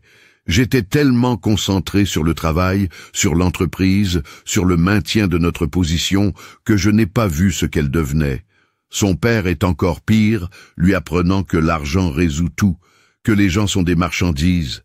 Vous voir lui tenir tête, voir la force et la discipline dont vous avez fait preuve, cela m'a fait réaliser ce que j'avais échoué à enseigner à mon propre enfant. Elle poussa l'enveloppe sur la table. « S'il vous plaît, prenez-la. Honorez la mémoire de votre père. Soyez la personne qu'Alix n'a pas été élevée à être. » Cressida prit l'enveloppe avec des mains tremblantes, et quand elle l'ouvrit plus tard, seule dans les toilettes, elle trouva un chèque de 5 000 € à l'ordre de sa mère, avec la mention « Première année du fonds de bourse Thorne » dans la ligne mémo. Elle s'assit sur le siège fermé des toilettes et pleura, libérant des semaines de tension, de peur et de douleur, laissant tout s'écouler jusqu'à ce qu'elle soit vide, propre et prête à recommencer. La 10e semaine apporta un développement inattendu. Franck, le vieil entraîneur de boxe, l'approcha à la salle de sport le samedi avec une proposition. « Il y a une fille dans le programme jeunesse, » dit-il. 13 ans. Elle se fait harceler à son collège. Ses parents ont entendu parler de ce qui s'est passé au lycée Colbert, ont entendu parler de toi. Ils se demandent si tu serais d'accord pour lui parler. Cressida rencontra la fille qui s'appelait Emma, dans le bureau de Franck à la salle de sport.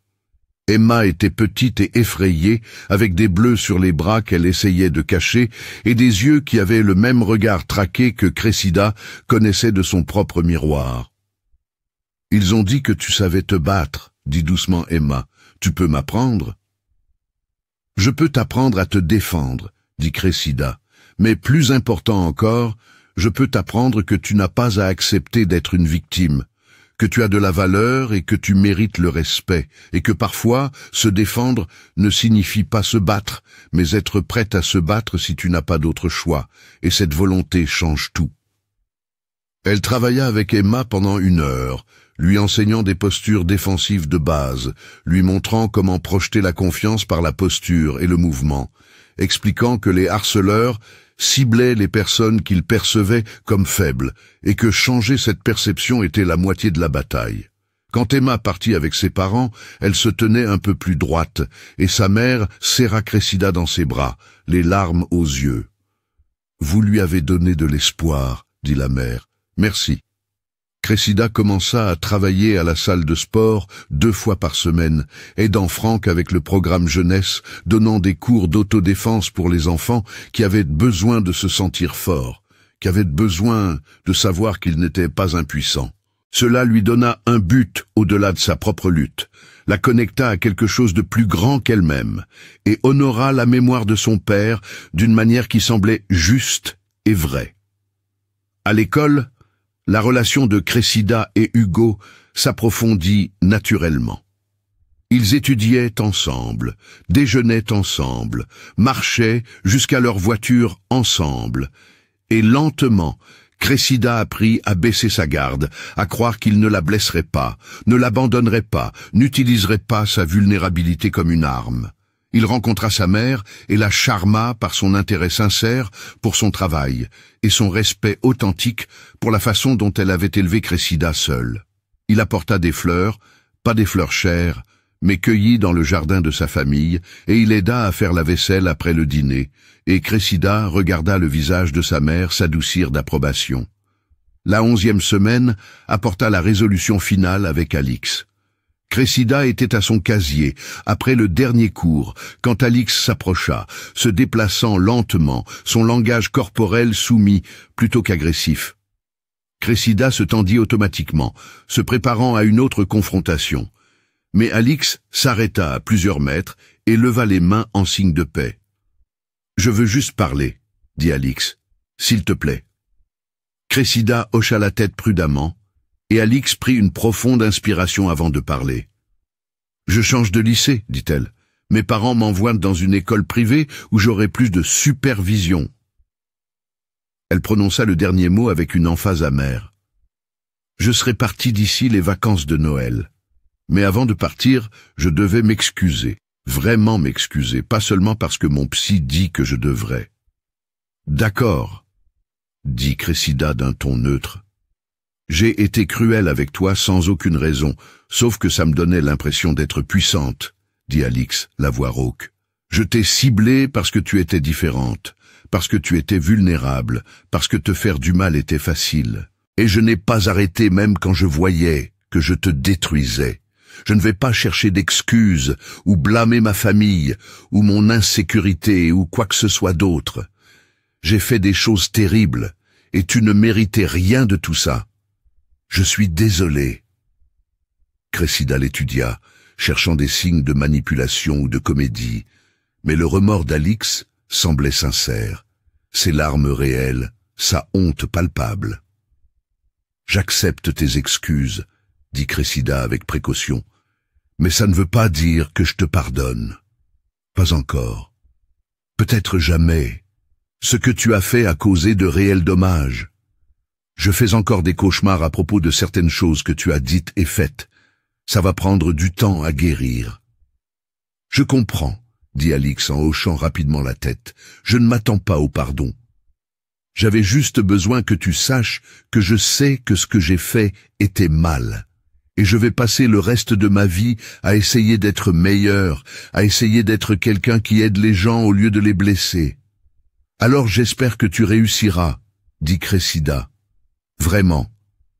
Parce que le monde a assez de harceleurs, il a besoin de plus de gens qui choisissent d'être gentils. » Alix partit, et Cressida resta près de son casier, sentant le poids de l'interaction, sentant à quel point le pardon, la justice et la croissance pouvaient être compliqués, sentant que peut-être la vraie force n'était pas dans le combat, ou même dans la retenue, mais dans le fait de permettre aux gens de changer tout en se protégeant de tout mal futur.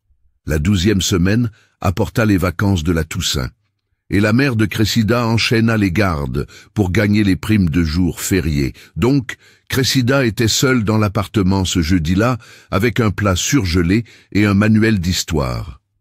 Elle était installée sur le canapé, essayant de se concentrer sur sa lecture, quand on frappa à la porte. Elle ouvrit et trouva Hugo debout là avec toute sa famille. Ses parents, sa petite sœur et sa grand-mère, tous portant des plats et des récipients de nourriture. « Personne ne devrait être seul pour les fêtes, » dit la mère d'Hugo, entrant dans l'appartement avec une autorité maternelle. « On dîne ici. J'espère que vous avez une table. » Ils dînèrent ensemble, entassés autour de la petite table de cuisine qui pouvait à peine accueillir tout le monde, mangeant du poulet rôti, de la farce, des gratins et des tartes, et la famille d'Hugo traita Cressida comme si elle faisait partie de la famille, comme si elle était déjà l'une des leurs. Son père raconta des histoires de ses jours de syndicalisme. Sa mère posa des questions sur les projets de Cressida pour ses études supérieures. Sa sœur lui montra une stratégie de jeu vidéo compliquée, et sa grand-mère la prit à part et lui dit « Ce garçon est fou de toi. Sois gentil avec lui. »« Je le serai, » promit Cressida. Quand sa mère rentra après sa garde, épuisée et surprise de trouver l'appartement plein de gens et de nourriture, elle s'assit à table et pleura, submergée par la gentillesse d'étrangers qui étaient devenus des amis.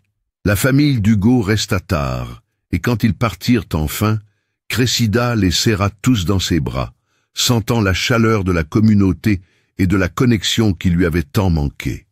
La 13e et dernière semaine avant les vacances de Noël apporta un sentiment de clôture et de nouveau départ. Le lycée Colbert était transformé de manière subtile qui s'accumulait en un changement significatif. L'administration avait mis en place une formation obligatoire de prévention du harcèlement pour tout le personnel, installé des systèmes de signalement anonymes pour le harcèlement, et engagé 2 conseillers supplémentaires pour fournir un soutien aux élèves. Ce n'était pas parfait, mais c'était un progrès. Cressida remarqua aussi d'autres changements. Les élèves, qui avaient été des spectateurs silencieux, prenaient maintenant la parole lorsqu'ils voyaient des conflits. D'anciens exclus étaient inclus dans des groupes sociaux. La cantine ressemblait moins à un champ de bataille et plus à ce qu'elle devrait être, un endroit où les élèves déjeunent. Elle vit Emma, la fille de la salle de sport, marcher dans les couloirs un jour où elle était au lycée pour récupérer des papiers. Et Emma la vit et lui fit un signe de la main enthousiaste. Elle était avec un groupe d'amis, riant, ne ressemblant en rien à l'enfant effrayé que Cressida avait rencontré pour la première fois. Ce simple moment, voir comment le courage d'une personne pouvait se propager, fit que tout en valait la peine. Le dernier jour avant les vacances, Madame Morin demanda à Cressida de rester après le cours d'anglais. Quand la salle fut vide, la professeure lui tendit une enveloppe. « C'est une lettre de recommandation pour vos dossiers d'inscription dans le supérieur, » dit Madame Morin. « Je voulais vous dire personnellement que ce que vous avez fait, faire preuve de retenue dans une situation impossible, a démontré plus de maturité et de force que la plupart des adultes ne possèdent. Vous allez faire des choses remarquables, Cressida. Ne laissez plus personne vous faire sentir petite. » « Je ne le ferai pas, » dit Cressida, et elle le pensait. Cet après-midi-là, Cressida se tenait dans le couloir principal où Alix s'était moqué de ses vêtements pour la première fois, là où l'humiliation avait commencé toutes ces semaines auparavant. L'espace semblait le même, mais était complètement différent. Les élèves la saluaient en passant, certains avec des signes de la main décontractés, d'autres avec des hochements de tête respectueux, tous la reconnaissant comme quelqu'un qui avait sa place, qui comptait, qui avait gagné leur respect. Hugo la trouva là, appuyée contre les casiers, et il l'embrassa doucement avant de demander « À quoi tu penses ?»« À quel point les choses ont changé, » dit Cressida. « Comment j'ai failli les laisser me briser. À quel point j'étais proche soit d'abandonner, soit de devenir comme eux. »« Mais tu ne l'as pas fait, » dit Hugo. « Tu as trouvé la troisième option. Tu t'es défendu sans perdre qui tu es. » Ils sortirent ensemble du lycée Colbert dans l'après-midi de décembre froid, mais illuminé par le soleil d'hiver. Et Cressida se sentit plus légère qu'elle ne l'avait été depuis des mois. Elle pensa à son père, aux leçons qu'il lui avait apprises, à la façon dont il lui avait donné les outils pour se protéger, mais aussi la sagesse de les utiliser avec précaution. Elle pensa que la violence ne résolvait rien, mais que la volonté d'utiliser la violence pouvait tout empêcher. Elle pensa que la vraie force signifiait savoir quand se battre et quand faire preuve de miséricorde, quand frapper et quand tendre la main. Elle vit un élève de seconde près du parking, des livres éparpillés sur le sol, deux élèves plus âgés s'éloignant en riant. Sans réfléchir, Cressida changea de direction. Elle s'approcha et aida le garçon à ramasser ses affaires, et quand il leva les yeux vers elle avec une gratitude embarrassée, elle le regarda droit dans les yeux. « Ne les laisse pas te faire sentir petit, » dit-elle. « Tu vaux plus qu'ils ne le comprendront jamais. Et s'ils te cherchent des noises, trouve-moi. Je suis Cressida Thorne. Je ne laisserai plus personne être une victime ici. » Le garçon hocha la tête, se tenant un peu plus droit, serrant ses livres un peu plus fort, et Cressida vit dans ses yeux le même changement qu'elle avait ressenti en elle-même, ce moment où une victime décide de ne plus accepter sa victimisation. Elle rejoignit Hugo, et ils marchèrent jusqu'à sa voiture, une berline vieille de 20 ans qui tenait à peine la route, mais qui était la sienne, achetée avec l'argent du fonds de bourse et son travail à temps partiel à la salle de sport. Elle les conduisit à un snack près du lycée, où ils partagèrent des frites et parlèrent des inscriptions sur Parcoursup, des projets pour l'été et de toutes les belles possibilités ordinaires d'un avenir qui avait semblé impossible quelques semaines plus tôt. Cette nuit-là, seule dans sa chambre, Cressida écrivit une lettre à son père. Elle lui écrivait dans un journal depuis sa mort, une conversation à sens unique qui l'aidait à gérer le deuil, la peur et la croissance. Cette lettre était différente. Celle-ci portait sur la façon dont elle avait enfin compris ce qu'il avait essayé de lui apprendre. « Tu m'as dit que la violence devait être un dernier recours, » écrivit-elle. « Mais tu n'as jamais dit que je devais accepter les abus. Tu m'as appris que la force s'accompagne de responsabilité, que le pouvoir signifie choisir de ne pas l'utiliser inutilement. Je crois que je comprends enfin, papa. Le vrai courage, ce n'est pas de ne jamais avoir peur ou de ne jamais riposter, c'est de savoir que tu pourrais détruire quelqu'un et de choisir de ne pas le faire. C'est de se défendre sans perdre son humanité. C'est d'être assez fort pour être miséricordieux. J'ai tenu ma promesse. Je ne me suis battu que lorsque je n'avais pas d'autre choix, et même là, je me suis arrêté à la seconde où la menace a pris fin. J'espère que, où que tu sois, tu es fier de qui je deviens. J'essaie d'être la personne que tu as élevée, même sans toi ici pour me guider. Tu me manques tous les jours, mais je vais bien, plus que bien. je suis forte. Et je comprends enfin que la force sans compassion n'est que cruauté, et que la compassion sans limite n'est que faiblesse. Tu m'as appris à trouver l'équilibre. Merci. Elle ferma le journal et se glissa dans son lit, épuisée, mais en paix. Et elle rêva de son père debout dans le garage où il l'avait entraînée, hochant la tête en signe d'approbation, son sourire fier, triste et plein d'amour. Les vacances de Noël passèrent dans un tourbillon de travail à la salle de sport, de temps avec Hugo et sa famille, et de soirées tranquilles avec sa mère. Lorsque l'école reprit en janvier, Cressida entra dans le lycée Colbert avec le sentiment d'avoir mué, d'avoir été forgée dans le feu, et d'en être sortie plus dure, plus brillante et plus résiliente. Les couloirs qui lui avaient autrefois semblé hostiles lui paraissaient maintenant navigables. Les élèves qui s'étaient moqués d'elle la traitaient maintenant avec respect, et les professeurs qui avaient autrefois ignoré ses luttes faisaient maintenant des efforts pour se connecter, pour la soutenir, pour s'assurer qu'elle savait qu'elle n'était plus invisible.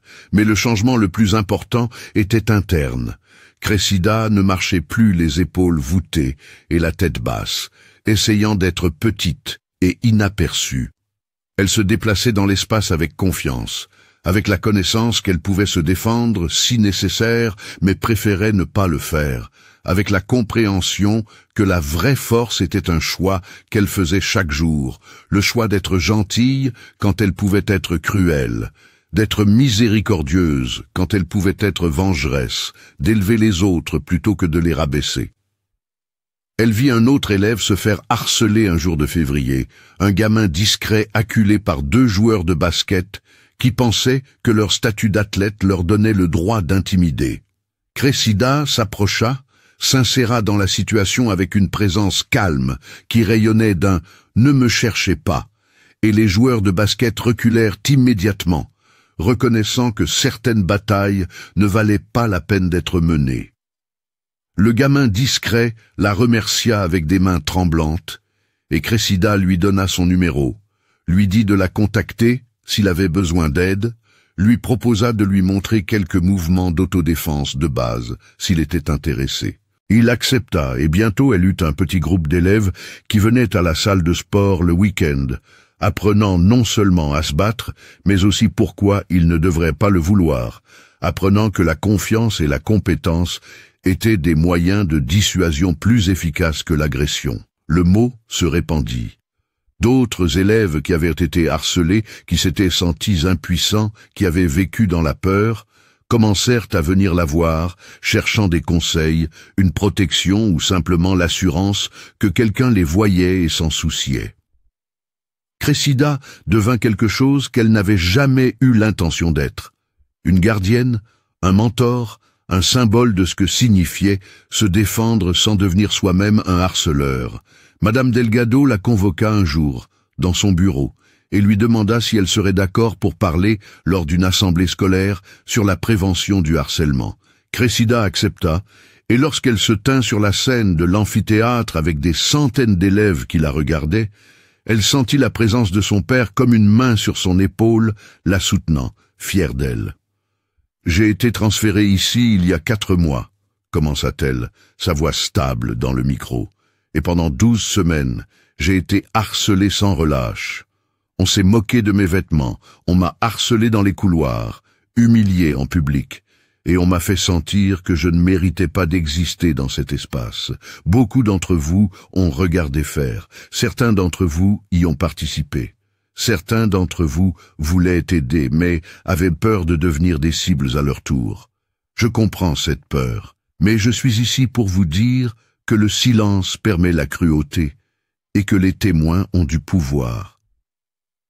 Elle leur parla de son entraînement, de la promesse qu'elle avait faite à son père, de la façon dont elle avait absorbé des semaines d'abus parce qu'elle croyait que l'utilisation de la violence faisait de vous une personne violente. Elle expliqua comment elle avait appris que se défendre n'était pas de la violence, c'était de la justice, et que choisir la retenue quand on a le pouvoir était plus honorable que de ne jamais être mis à l'épreuve. J'aurais pu sérieusement blesser les personnes qui m'ont attaqué sur le parking, dit-elle. J'avais la compétence et l'opportunité. Mais je ne l'ai pas fait, parce que devenir cruel pour arrêter la cruauté ne résout rien. Ça ne fait que créer plus de cruauté. Le but n'est pas de faire souffrir les harceleurs comme ils vous ont fait souffrir. Le but est de les faire arrêter, de tracer des limites, de leur montrer que leur comportement a des conséquences. Et ensuite, s'ils montrent un remords sincère, de leur donner une chance de changer. Elle vit des élèves hocher la tête, en vit certains pleurer, vit de la reconnaissance sur des visages dans tout l'amphithéâtre. Peut-être qu'ils avaient été complices, peut-être qu'ils pouvaient faire mieux, peut-être que le changement était possible. Donc voilà ce que je veux que vous reteniez de tout ça, conclut Cressida. Si vous voyez quelqu'un se faire harceler, intervenez. Dites-le à un professeur. Restez avec la victime. Enregistrez des preuves. Faites quelque chose. N'importe quoi. Sauf rester silencieux. Si vous êtes harcelé, sachez que vous n'avez pas à l'accepter. Signalez-le. Défendez-vous si nécessaire, trouvez des alliés, refusez d'être rabaissé. Et si vous êtes un harceleur, comprenez que vous n'êtes pas fort, vous êtes terrifié, et vous essayez de blesser les autres avant qu'ils ne vous blessent. Mais il y a un autre chemin. Vous pouvez choisir d'être meilleur, d'élever les gens au lieu de les rabaisser, d'utiliser les avantages que vous avez, argent, statut, force, pour aider au lieu de nuire.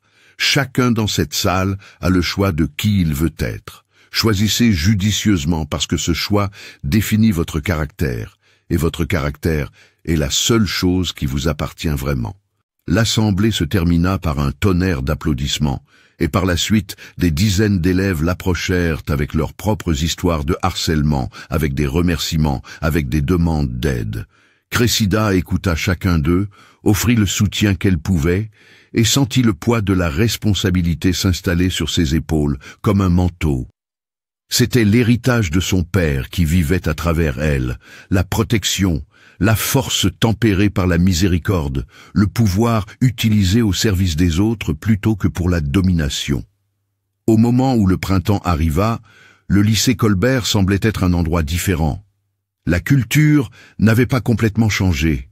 Certaines personnes étaient toujours cruelles.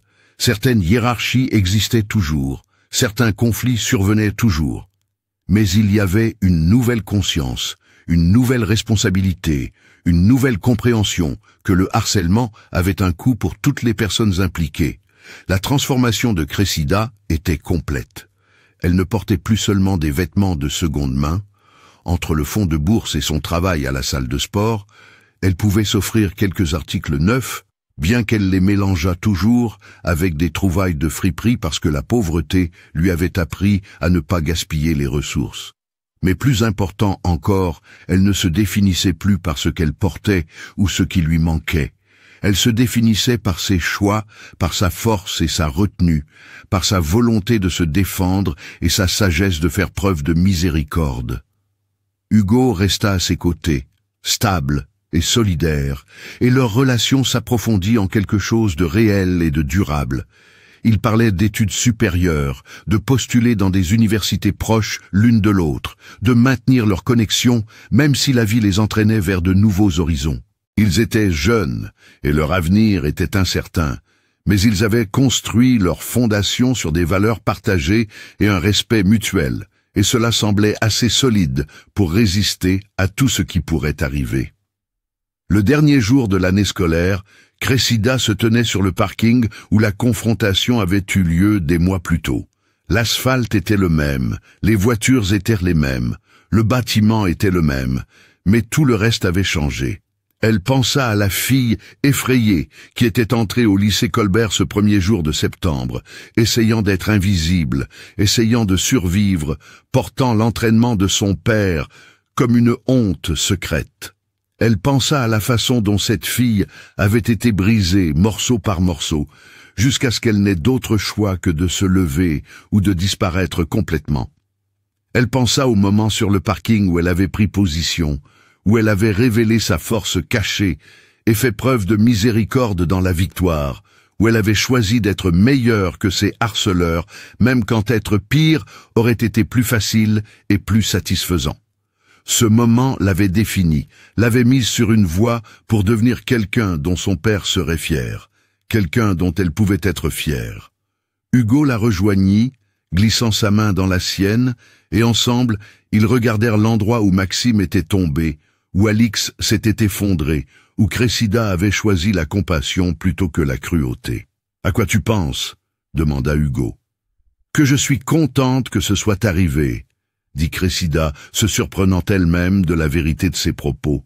« Pas le harcèlement, pas la douleur, mais l'épreuve, la chance de découvrir qui je suis vraiment, l'opportunité d'honorer les leçons de mon père de manière réelle, pas seulement en théorie. Je suis contente de savoir maintenant que je suis assez forte pour être gentille. Ça vaut plus que de ne jamais être mise à l'épreuve. » « Tu vas changer beaucoup de vies, » dit Hugo. « Tu l'as déjà fait. »« On verra, » dit Cressida. Mais elle y croyait. Elle avait vu les ondulations se propager à partir de ses choix, vu d'autres élèves se défendre et se soutenir mutuellement, vu une culture commencer à changer. Le changement était lent, imparfait, et nécessitait un effort constant, mais il était possible. Les gens pouvaient grandir, les écoles pouvaient s'améliorer, les victimes pouvaient devenir des vainqueurs sans devenir des méchants.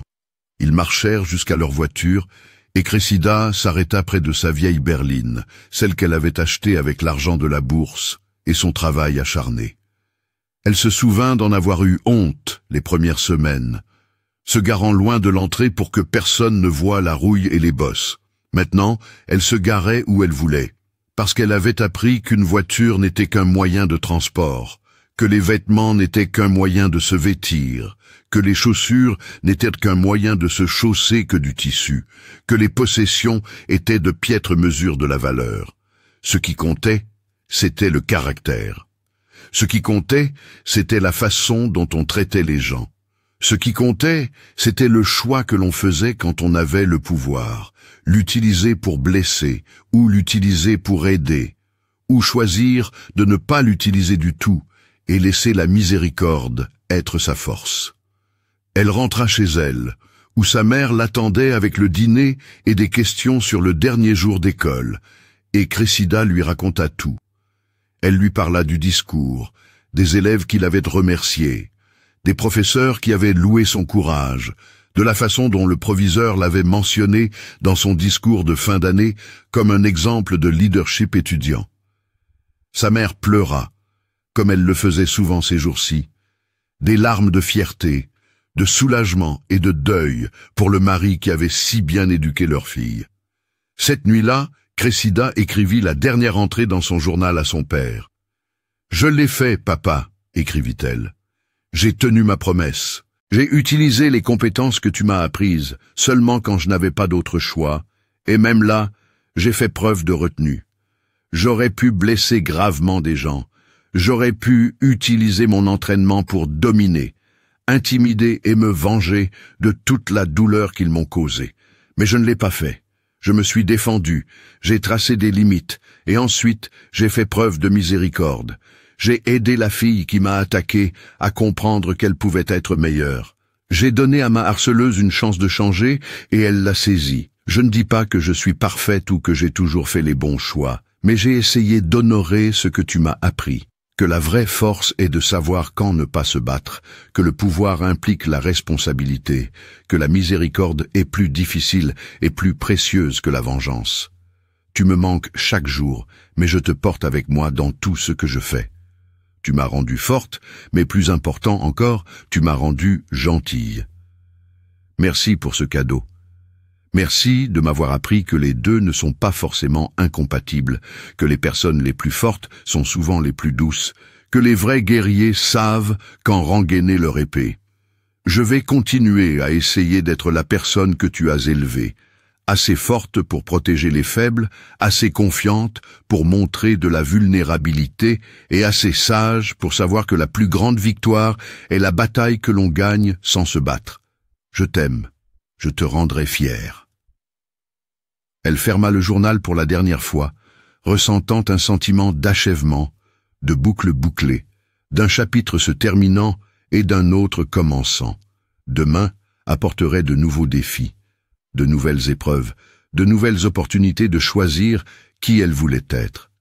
Mais ce soir, Elle était en paix avec qui elle était, avec le voyage qui l'avait forgée, avec les cicatrices, les leçons et la sagesse durement acquises. Cressida Thorne était entrée au lycée Colbert en tant que victime, avait survécu en tant que combattante et en était ressortie comme quelque chose de plus rare et de plus précieux, une protectrice qui comprenait que la vraie force signifiait avoir le pouvoir de blesser les autres et choisir chaque jour de ne pas le faire. Elle avait appris que la miséricorde n'était pas de la faiblesse, que la retenue n'était pas de la lâcheté, que se défendre ne nécessitait pas de perdre son humanité. Elle avait appris que les harceleurs étaient souvent eux-mêmes des victimes, que la cruauté naissait généralement de la peur, que donner aux gens une chance de changer était à la fois dangereux et nécessaire. Plus important encore, elle avait appris que les leçons de son père ne concernaient pas le combat. Elles concernaient le fait de vivre avec honneur dans un monde qui exigeait souvent le déshonneur, de maintenir ses valeurs quand tout vous poussait à les abandonner, d'être gentil dans un monde qui récompensait la cruauté. Et alors qu'elle était allongée dans son lit, dans l'appartement qui lui avait autrefois semblé trop petit et trop pauvre, mais qui ressemblait maintenant à un foyer, elle comprit que c'était ce que son père avait toujours voulu pour elle. Non pas être la combattante la plus forte ou la guerrière la plus habile, mais être quelqu'un qui utilisait la force au service de quelque chose de plus grand qu'elle-même, quelqu'un qui protégeait plutôt que de dominer, quelqu'un qui choisissait la miséricorde plutôt que la vengeance même, quand la vengeance aurait été plus facile et plus satisfaisante. Les vêtements usés qu'il avait marqués comme une cible, qu'il avait rendu vulnérable à la cruauté, lui avaient appris quelque chose de précieux, que la valeur d'une personne n'avait rien à voir avec ce qu'elle possédait ou portait, mais tout à voir avec la façon dont elle traitait les autres quand elle avait le pouvoir sur eux. Elle n'oublierait jamais cette leçon. Elle la porterait en avant dans chaque interaction, chaque conflit, chaque moment où elle aurait le choix entre la gentillesse et la cruauté, entre la miséricorde et la vengeance, entre utiliser sa force pour blesser ou pour aider. Cressida ferma les yeux et se laissa emporter par le sommeil, et elle rêva de marcher dans des couloirs qui ne contenaient aucune peur, de défendre des élèves qui ne pouvaient pas se défendre, d'enseigner aux autres les leçons que son père lui avait apprises, de répandre la compréhension que la vraie force était un cadeau qui exigeait la responsabilité, que le pouvoir était un test de caractère, que la mesure d'une personne n'était pas la force avec laquelle elle pouvait frapper, mais la fréquence à laquelle elle choisissait de ne pas le faire. Elle rêva d'un monde meilleur, construit un choix à la fois, un acte de miséricorde à la fois, un refus de devenir cruel même quand la cruauté serait justifiée.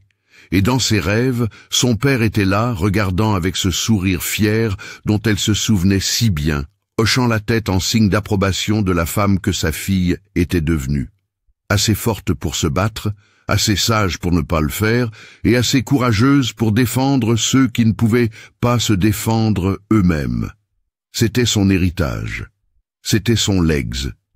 C'était le cadeau qu'il lui avait fait, enveloppé dans des années d'entraînement, de sacrifice et d'amour. Et elle l'honorerait pour le reste de sa vie. Un choix à la fois, choisissant la miséricorde plutôt que la vengeance, choisissant la protection plutôt que la domination, choisissant d'être le genre de personne forte qui rendait le monde un peu meilleur, un peu plus gentil, un peu plus sûr pour tous ceux qui s'étaient déjà sentis petits, impuissants ou seuls. Parce que c'était ce que signifiait la vraie force. C'était ce que son père lui avait appris et c'était ce que Cressida Thorne avait choisi de devenir.